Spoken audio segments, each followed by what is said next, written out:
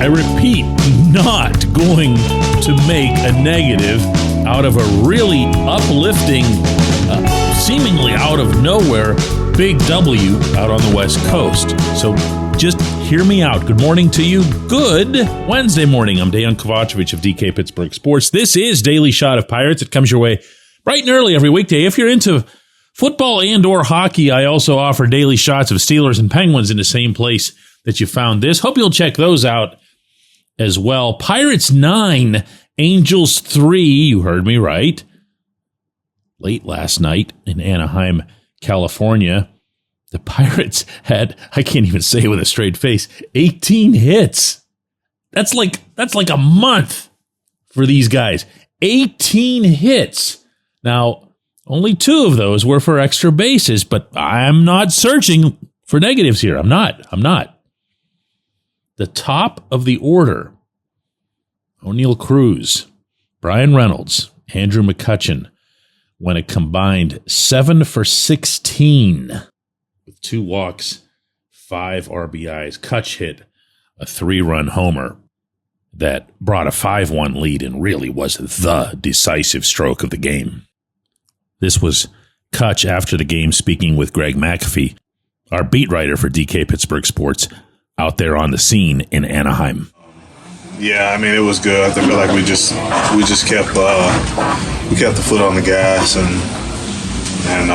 we just kept chipping away throughout the game. So it was good to see it, and hopefully we can just find some consistency with that. Okay, once again, emphasizing not a negative, but what has to happen at some point is that somebody other than the non-Ben Cherington 3 has to come through on a consistent basis for this team to dig itself or even begin digging itself out of this gargantuan hole that's already been created with the 9-15 start. Cruz, Reynolds, Kutch, their OPSs in order are 838, 730, 752. The only other player on the roster anywhere near that is Joey Bart, although he's had some downtime. He's at an 800 OPS. He went 2 for 5 with an RBI in this game. Way, way more is needed. And that's my overarching outlook on this offense.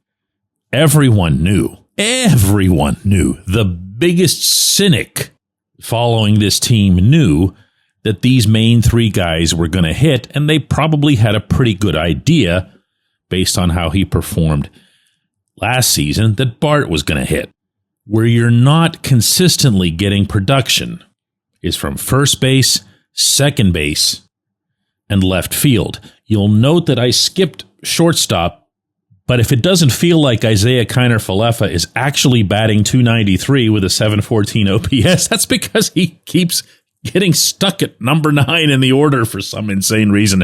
I'm not one of those people that fusses over batting orders. The math is the math on that stuff. It doesn't really make much of an impact. It's more just a case of out of sight, out of mind. Dude went 3 for 4 with a walk and 2 RBIs last night.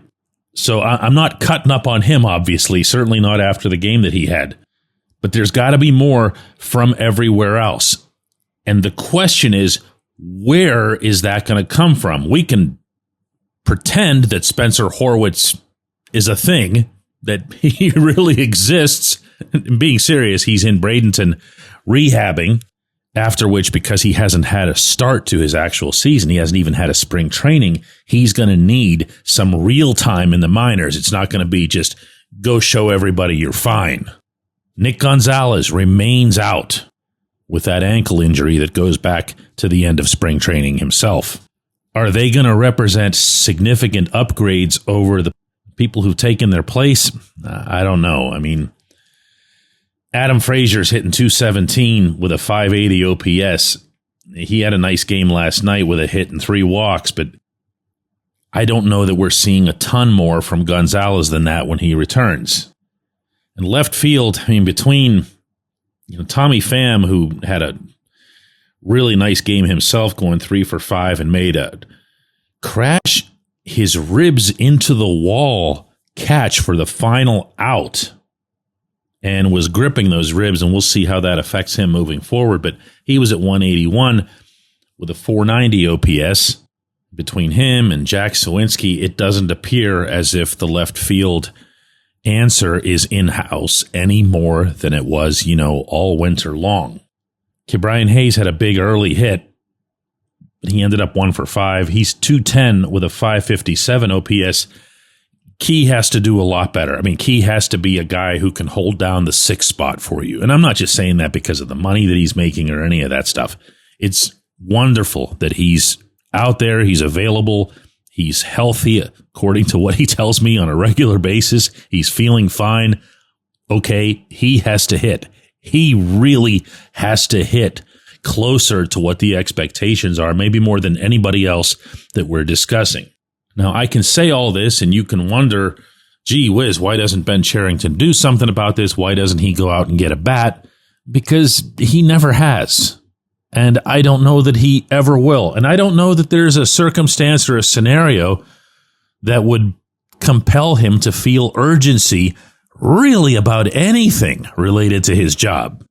But again, I'm focusing, at least I feel like, on the positive, meaning I'm focusing on what would be feasible to turn this around. And that's what it's going to take. You can't count on your big 3 bats to come up with 7 hits and 5 RBIs every night. When we come back, J1Q. It's Gun Storage Check Week. Help prevent unwanted access to your firearms. No one wants their unsecured gun to be used in an accident, a suicide, or a crime. Use lockboxes, safes, and locks to secure your firearms. Learn more at gunstoragecheck.org. That's gunstoragecheck.org. Brought to you by NSSF, the Firearm Industry Trade Association.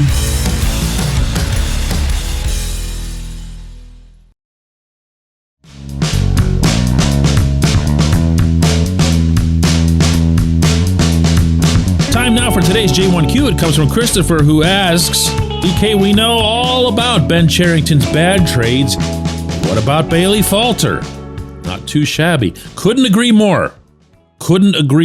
Full credit where due. And this is the way to make all of these arguments, by the way, is you put everything into the mix. You don't cherry pick the stuff that you like or don't like. You put everything in. You look back at that deal, it was Rodolfo Castro going to the Phillies for Falter, who he had done okay at times in Philadelphia. The Phillies are obviously in a very, very different place. They're not just competing, they're contending for something summer after summer. So you got to be at a different level to stick in a rotation like that, especially once they started really loading that thing up. He joined the Pirates, and it wasn't all sunshine and roses when he first arrived. And by the way, it isn't on a fairly regular basis with him. Like, you'll get Falter to put up 8 zeros, strike out 7 guys, and walk nobody, and you'll think, wow, this guy. The next time it won't be so smooth.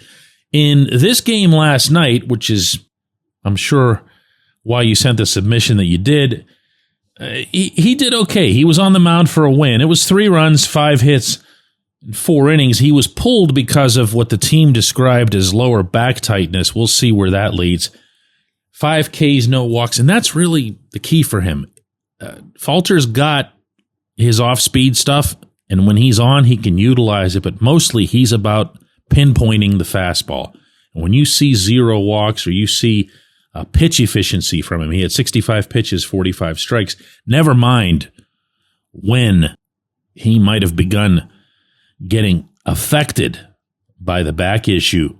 He's been a pretty nice addition. Certainly a more valuable piece than Castro was and that Castro's turned out to be.